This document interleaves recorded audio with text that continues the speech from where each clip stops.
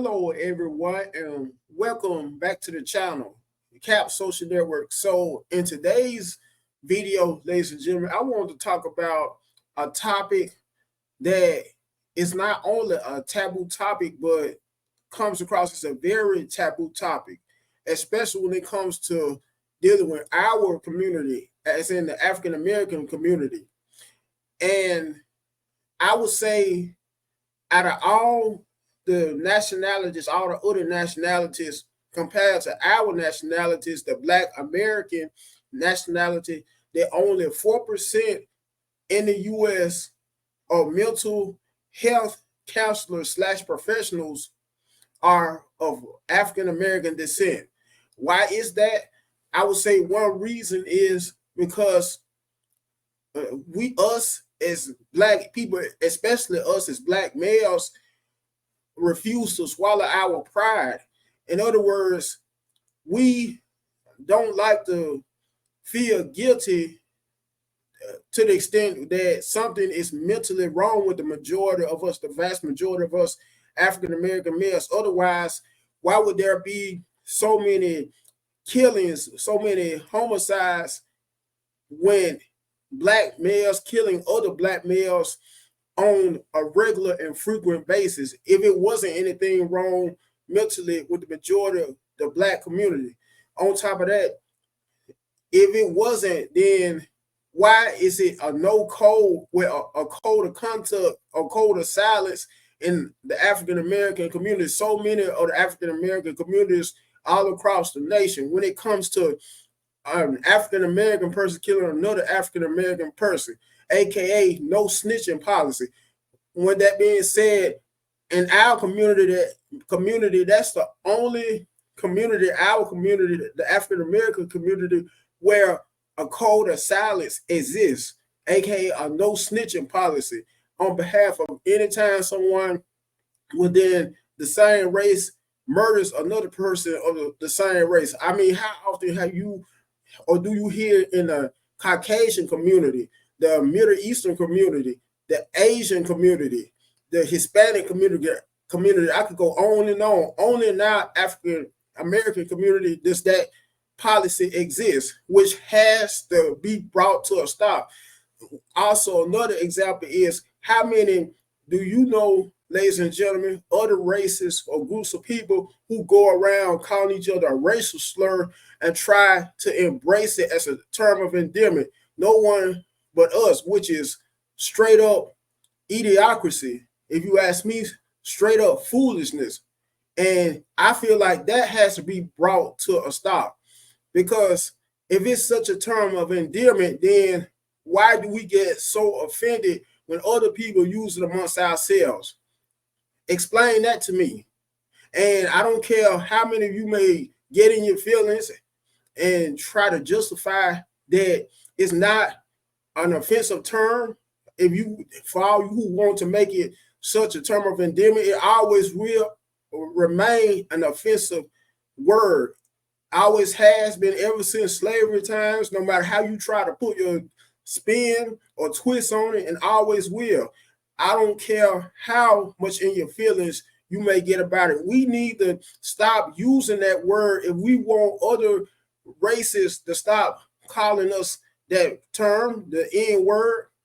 We need to take the initiative to stop calling each other that.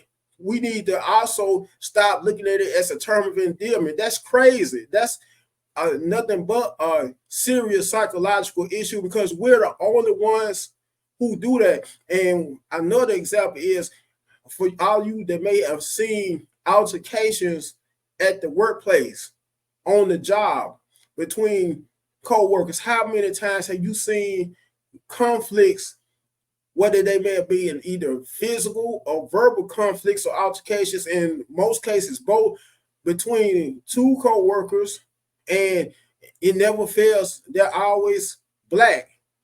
I have experienced it quite a bit firsthand compared to other groups of people. You hardly ever see that happening with other groups or races of people on the job. Now, don't get me wrong, they may gossip about one another, but they may take it no further than that. Or if they do have an altercation, it may be a verbal altercation that may happen to be squashed, that may happen to be settled within a matter of no time. That's another example of how mental illness should be talked about more and how it's such a serious thing in the African American community. Also, and according to both data and statistics, there are more African American young boys or young males that are enrolled in special ed compared to white young boys that are enrolled in special ed. And I would say one reason is to perpetuate that stereotype of how the majority of Black people suffer from a serious deal of mental illness compared to the white race, how they're so perfect, how they're always held to such a higher standard than us compared to us Black folks, how they're always put on a pedestal as well, no matter how much wrong they do regardless. Anyway, and without further ado, I wanted to show you some more statistics, ladies and gentlemen, on behalf of how mental illness is such a serious topic that needs to be talked about more in the African American community. Oh, and I also wanted to add on how that one of the main reasons you see so many African American males killing other African American males is on behalf of how we feel like that's the only way we could be able to vent our frustration, also express our problems that we're dealing with by always taking our frustration and problems out by killing another Black brother, which is just, which is, to be honest, ladies and gentlemen, one of the main reasons why the Black race is diminishing more and more throughout each second, each hour, each day of the week. Because every time you look at the news, especially when it comes to dealing with news in the African American and inner city communities, it never fails. It's always a report of a Black homicide, always, every day, nonstop. In my city of Birmingham, Alabama, my city, the crime rate is so bad and high in my city to the extent where my city has been on the show, film on the show, the first 48 numerous times. And my city happens to be one of the top 10 most dangerous cities in the whole nation. Don't believe me? You can look it up yourself for facts.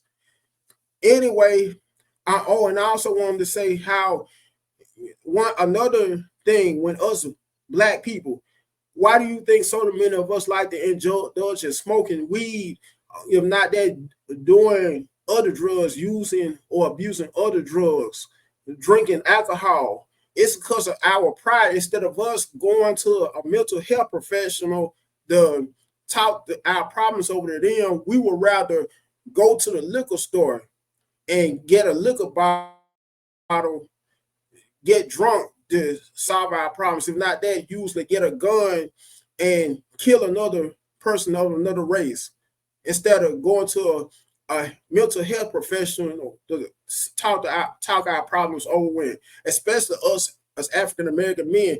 If not that, usually like to indulge in smoking weed or taking some other drug, because due to our pride, our self-pride, and our ego, we feel like those are the only three ways our problems could be settled, by indulging in either one of those kinds of activities. And I would say maybe that's one of the main contributors of why you see less mental health professionals in this country as well, due to how us as African American men just refuse to seek counseling due to our serious mental health issues. Once again, we rather either indulge in getting a gun to murder another Black person with, thinking that'll solve some of our issues, and not that indulging in drinking heavy amounts of liquor or alcohol. Last but not least, indulging in taking drugs, whether it may be either weed or some other drug. In some cases, weed along with a lot of other drugs. If not that, usually, let me also mention getting multiple women pregnant. That's another thing we look at as therapeutic, another problem solver, which is one of the main reasons there are so many African American females that are unmarried and single mothers, due to how a lot of us African American males don't want to commit. Instead of us looking to have one particular kids by one particular woman, we feel like that's corny, that's lame. Instead, we would rather go and get pretty much every woman usually in our community pregnant, and looking at that as a strong sign of being a man or manhood, not realizing how it takes its toll on us eventually, if not by having or contracting several diseases, sexually transmitted diseases, either usually having to pay so much in child support. Anyways, I'm going to cut to the chase and show you some more statistics on behalf of this website that happens to be called mhanational.com. So you bear with me. Let me share my screen so I can show you some of these statistics.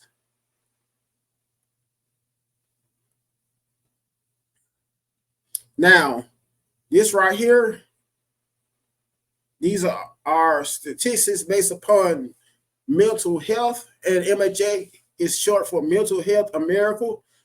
MHA is short for Mental Health America National.org. And it starts off by saying, by the way, I'm going to highlight it.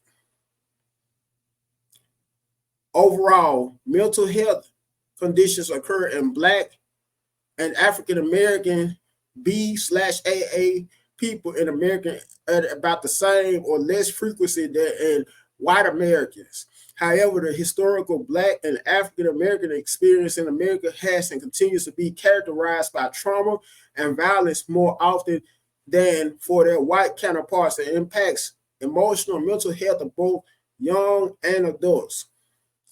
So I'm going to scroll down some more, read some more statistics. And it's also saying how historical adversity, which includes slavery, sharecropping, and race-based exclusion from health, educational, social, and economic resources, translates into socio-economic disparities experienced by Black and African American people today. Socioeconomic status, in turn, is linked to mental health. People who are impoverished, homeless, incarcerated, or have substance abuse, where substance use problems, are at higher risk for poor mental health. Black and African American people living below poverty are twice as likely to report serious psychological distress than those living over 2 times the poverty level. With that being said, ladies and gentlemen, and like I stated earlier, this is also one of the main contributors why you see so much Black on Black violence in mainly the poor communities that are Black dominated or predominantly Black, to put it another way, due to how they have lack of resources. Just like I just read, similar to what I just read, how Black and African American people living below poverty are twice as likely to report serious psychological distress than those living over 2 times the poverty level. Because how many times do you hear of violence, Black on Black violence, usually happening in the more affluent areas? In other words, the more higher end or more richer parts of town. Hardly ever. Anyways,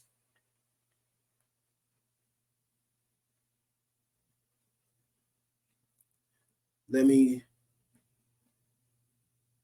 go down to here. Serious mental illness rose among all ages of Black and African American people between 2008 and 2018.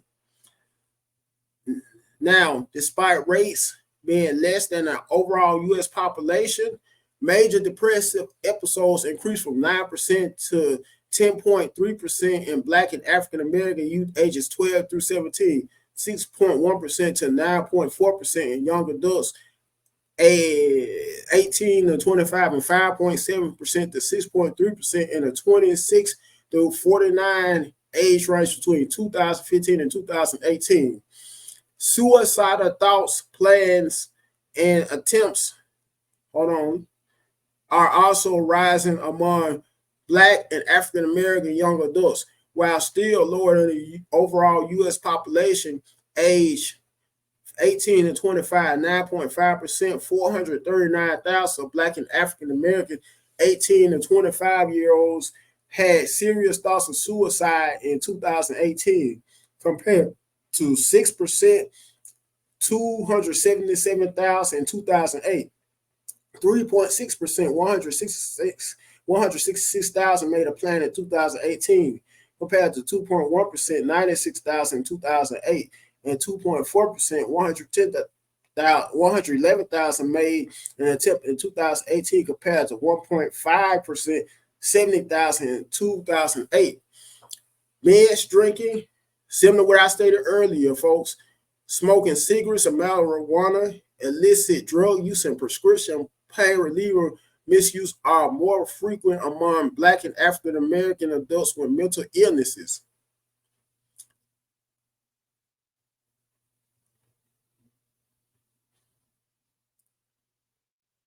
Black and African American people are more often diagnosed with schizophrenia and less often diagnosed with mood disorders compared to white people with the same symptoms. Additionally, they are offered medication or therapy at the lower rates than the general population. Black and African American people are overrepresented in our jails and prisons. Black and African American people make up 13% of the general U.S. population, but nearly 40% of the prison population. In 2016, the imprisonment rate for Black and African American men, 2,417 per 100,000 Black male residents, was more than 6 times greater than that for white men, 401 per 100,000 white male residents.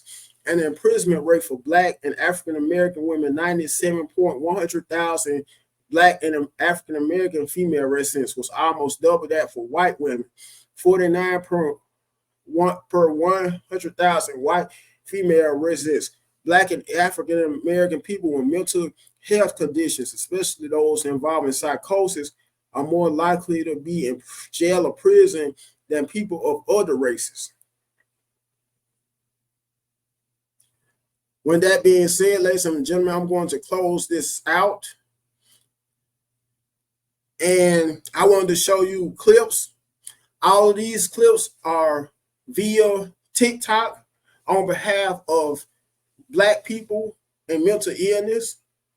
So if you bear with me for a minute, I will be glad to have the awesome privilege of showing you all of these clips. Once again, courtesy and via TikTok.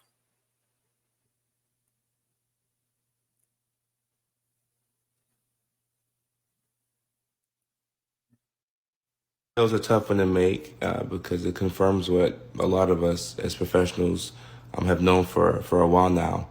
And that's that in the African American community, we have an issue. We don't talk about mental health awareness until something devastating happens, and I think we have to normalize it and allow people of color to be able to express their feelings and let them know that it's okay to not be okay and for them to get the help that they need. So rest in peace to Chelsea, and the conversation needs to start now. Now, I agree with what he said 100% as far as mental illness in the African American community.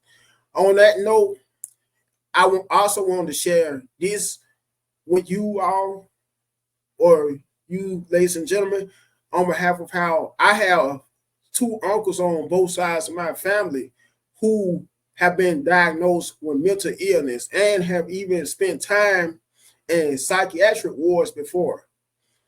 Just something also I wanted to share pertaining to this topic as well.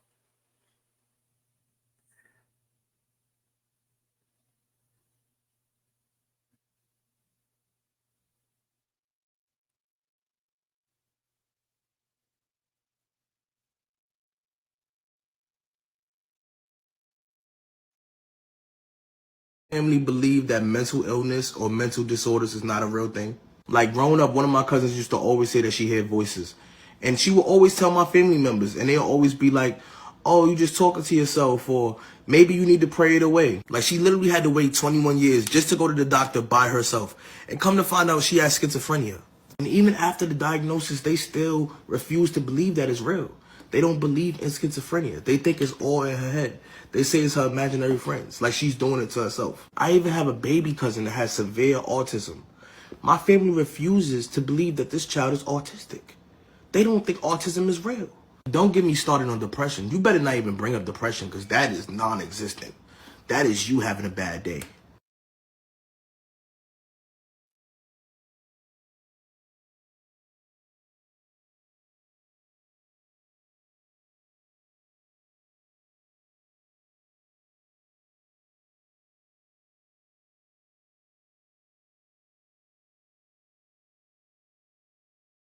So, I have psychoschizoaffective disorder, which is slightly different than regular schizophrenia, only slightly. So, psychoschizoaffective, it messes with your thoughts, your mood, and your behavior. There are 3 types. There's the manic type, depression type, and there's a mix. I just happen to have a mix. So, along with that, I have major depression, major anxiety. I've had TBI, which is traumatic brain injuries. I have hallucinations and delusions. So, I'll be hearing things. I visually see things sometimes. Yeah.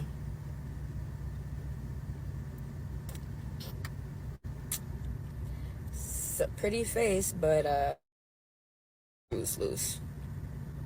If you want to know more, ask.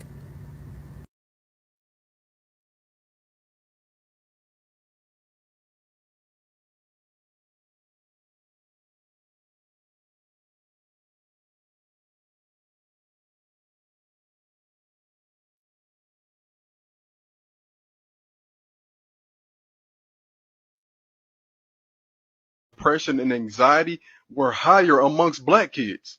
But for this story, mental health issues in black youth are often treated like personality flaws. How many times do we need to hear the trope about black girls having attitudes? Or black boys being aggressive and unmotivated? Those don't sound like they might be symptoms of depression, anxiety, or PTSD. What's wild is that we love to hear the hopeless narrative and to talk about their communities like they're war zones. But we won't consider the mental health impacts of growing up amongst those narratives, because they've been dehumanized. How else could we explain allowing them to live in conditions that most wouldn't accept for their own kids and then punishing them for the mental health consequences of those conditions? Suspending them, arresting them, ostracizing them from society. A few years ago, I started paying for mental health services for a handful of kids on the West Side, and I learned that there actually was no stigma around seeking therapy. They just never had access to it. They've been convinced by teachers and even school counselors that what were clear mental health issues were just their personal flaws. We'll only see the need for mental health services in black communities when we humanize black kids.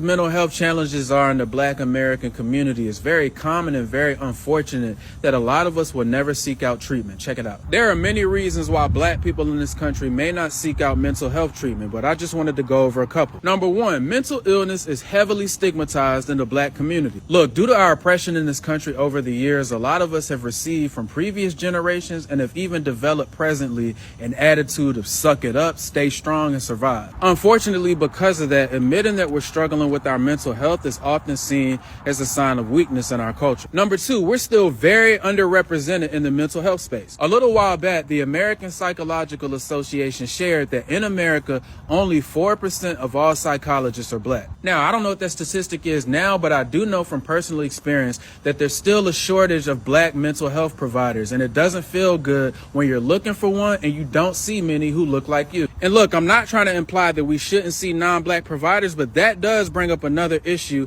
about the lack of cultural competency that exists in the majority of our services here. What do y'all think about this?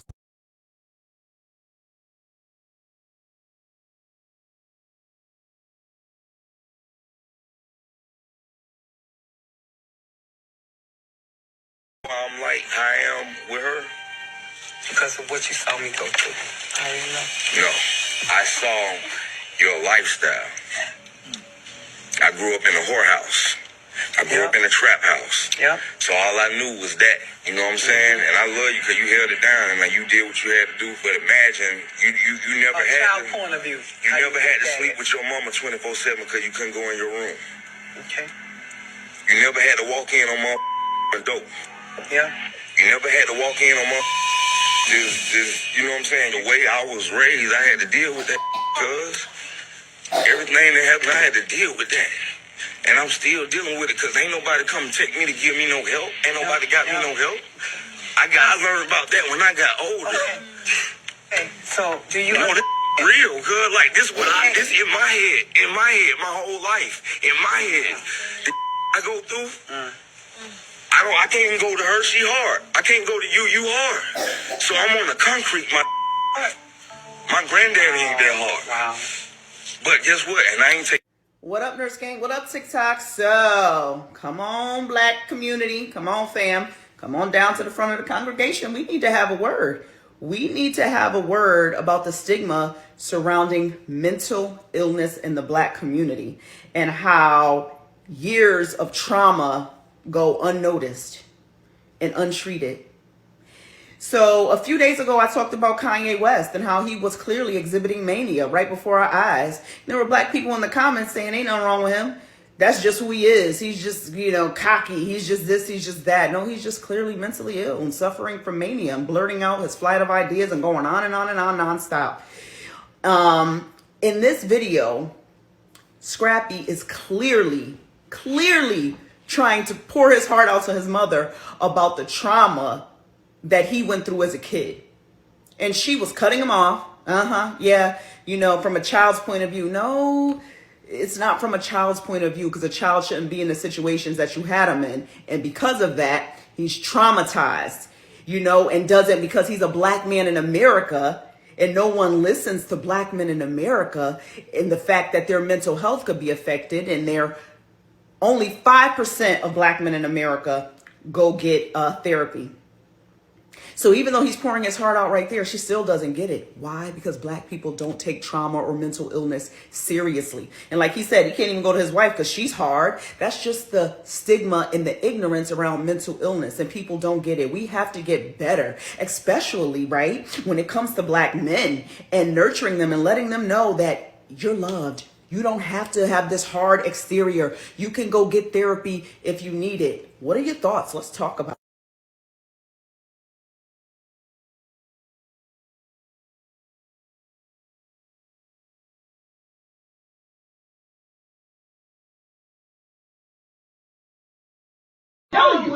You ain't got no mental health problem. Oh my God, bro. You ain't nothing wrong. Woke up early to see this mess on my For You page, and it just makes me feel some type of way, bro. It's the same elders who will tell us there's nothing wrong with us, yada yada yada, will say that their nerves are bad. Baby, that's anxiety. What's weird about mental health in the black community is that when a child comes up to their parents and tells them there's something wrong, sometimes our parents will joke about it.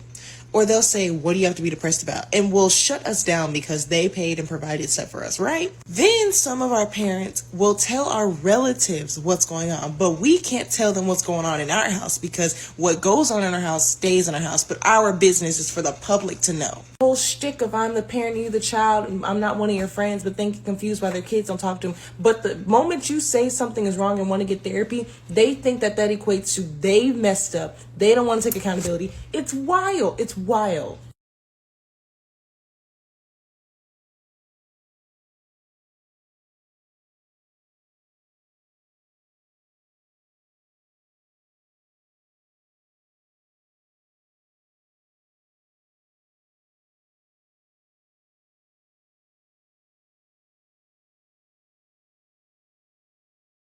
Let's watch this video. Especially if you grew up in the hood or you grew up in poverty, etc. It is not normal for you to witness a murder. It's not normal for you to see your man's get shot in front of you. It's not normal for you to be scared every night going to sleep because you hear gunshots. It's not normal for you to see your mom get beat up and have bloody eyes and bruises all the time when you were a kid. It's not normal for somebody close to you to violate your body. None of that is normal, even though it's very common. And when we experience things like that, it affects us. It literally changes your brain chemistry. And it is okay to admit that you're not okay. It's okay to admit that those things still affect you. And it is very okay to get help for it. We are doing a disservice to each other by acting like these things are normal and that you should just have to deal with it or just get over it, because it doesn't work like that. And when you let those things and the mental health issues that they can cause go untreated, that's when people get pushed to the deep end. A lot of these mass shootings, homicides, even suicides, like all of these things could be prevented with more awareness of mental health, more normalizing of mental health, and more access to mental health treatment. You don't have to live with those flashbacks, those nightmares, the anger issues, the, being emotional, the depression, the anxiety, always having to watch your back. You don't have to live like that. There are ways to heal from that. And I really just want my people to know that.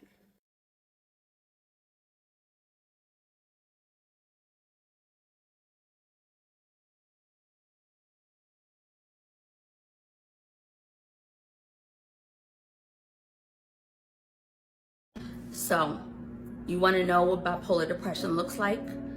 It looks like me. It looks like me wearing the same hairstyle for 2 months because I don't have the energy to go and get my hair done or put on my makeup or a cute dress and look pretty. Bipolar depression looks like me staying in the bed for days, hours, weeks, not going outside because of my anxiety. Oh yeah, I forgot to mention I have anxiety too, and PTSD. So many things that could cause me to give up. But every day that I wake up, I try to find a reason to keep going, a reason to fight. I do this not only for myself, but for other women who may feel like me, who may feel numb, who may feel like life has passed them by, who may feel like past choices and decisions have caused them to be behind the 8 ball and where they want to be in life. I do this for my mother. I do this for my mother who was diagnosed with bipolar disorder and schizophrenia. I do this because she didn't have the opportunity or the space or the freedom to talk about her mental illness, to say what was really wrong with her. She didn't have the support that she needed. So I do this for her. I do this for all women, especially women of color who feel like their voices don't matter, who feel like they're struggling every day just to survive. I do it for myself because I know I owe it to myself to keep getting up and to keep trying. Even on my worst days, if I can at least get up and get in the shower, then that's a win for me. If I can get up and go outside and go for a walk or go for a drive, that's even more of a win. But if I don't, I'm not going to beat myself up about it. And you shouldn't either. On that note, folks, I do have more content to show more clips via TikTok. So make sure you don't click off the video because I do have more material coming.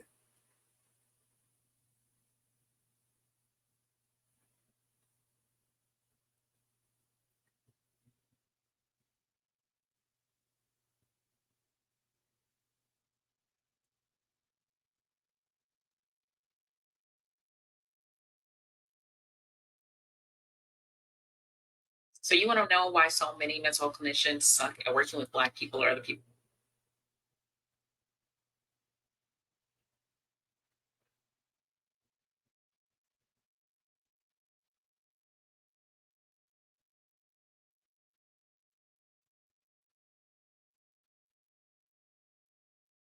So you want to know why so many mental health clinicians suck at working with Black people or other people of color? It's the audacity. It's the lack of intellect. Let me give you some specifics. It makes no sense that you think that you can improve the mental health of Black people without understanding the context of our history and what we are currently going through. It is audacious to think that you can discuss comfortability and stressors and imposter syndrome in the workplace without discussing tone policing, respectability politics, misogyny, racism, and sexism. It is disrespectful for you to think that you have the ability to discuss hypervigilance in the Black community, anxiety in the Black community, without discussing domestic terrorism, police brutality, and Jim Crow. It is ridiculous. It is incredibly ridiculous to think that you could discuss depression and post-traumatic stress disorder in the Black community without discussing food apartheid, the school to prison pipeline, and gang violence. It is ridiculous for you to think that you can improve the self-esteem of the Black community without discussing racial identity development and decolonization of mental health. It's one of the reasons why y'all suck. It's one of the reasons why so many people end up feeling invalidated, because you want to talk about the here and now partially, and you're not even good at that, but you can't even talk about the context that contributed to us being where we are right now. That's one of the reasons why I am good at my job, because I do include the historical context, because I read not only about what happened previously and starting again enslavement, but after that. Do a better job. So you want to know why so many mental health clinicians suck at working with Black people or other people? Amen. Amen to that, sister. The African is the only species in the world that does not run away from danger. We run to the danger. Most people run away from the danger. We run right into it. I don't want to get away from my oppressor. I want to live with my oppressor. I want to marry my oppressor. I want to work with my oppressor. Of the Marcus Garvey movement, the Universal Negro Improvement Association, Philadelphia division. And I was the youngest person in the chapter. And so the elders would often ask me to speak about school psychology, special ed, the war against Black children, because they didn't have nothing else on the agenda. And so by accident, I started standing up at the meetings and speaking. And then people would come and they would start asking me to come and speak here, come and speak there, just by impromptu, you know, and then before you know it, everything just kind of mushroomed from there. It was interesting because as a child, I was in the 3rd grade when I decided to be a clinical psychologist because I didn't have an older brother. And so I said I wanted to be the older brother for all the African children who needed somebody to talk to and didn't have anyone.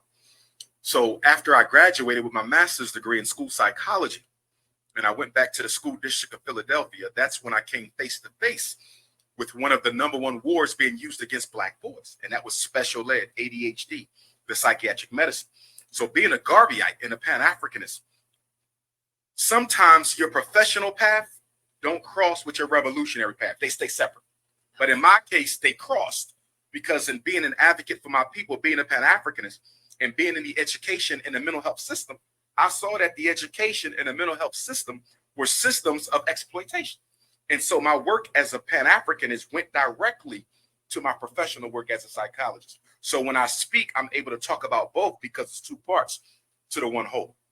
And in order for us to solve our problems as African people, we have to deconstruct the psyche. We have to reprogram the unconscious. So my professional work feeds directly into our Pan-African mission. Fantastic, fantastic. Me being a psychologist myself, obviously I ain't got the clinical. I aim to go to the clinical route. But as we understand that this is all capitalism. Yes. The medicine is all capitalism. It's about money. So then how do we unpack African minds to go back to the natural medicine?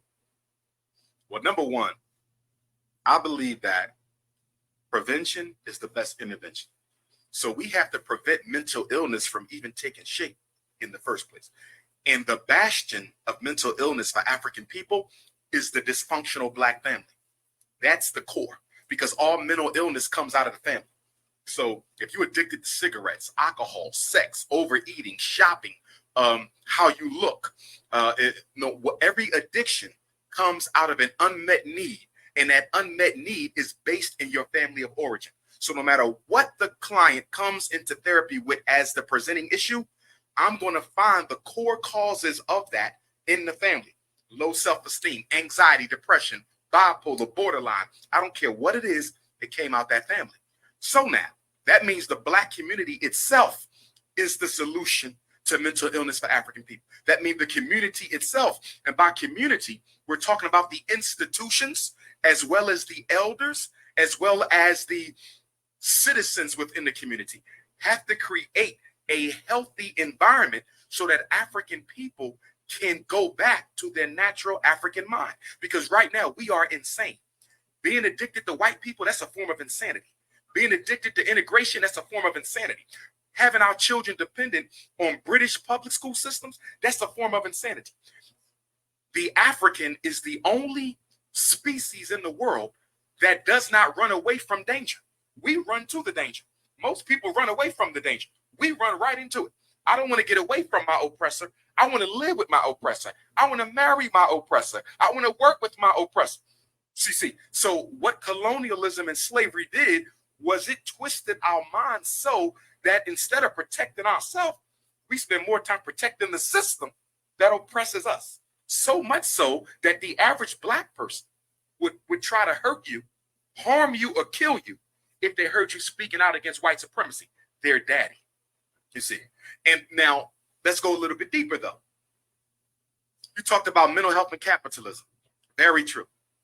One thing we have to do is educate, educate, educate, educate.